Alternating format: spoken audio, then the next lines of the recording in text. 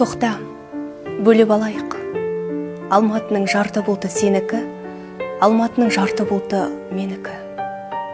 Біздің жаққа бұлт аумайды деуші едің, ала жаздай бір тамбайды деуші едің. Кетіп бара жатырсың ғой ақыры, ала кет, құзырыңда ол сенің. Жадырасын аспан да сұр, жер де сұр, бар нөсерлет, гүл біткенді шөлге сүр. Екеуміздің қайғымызды той қылып, екі жақта ел қуансын, көл көсір.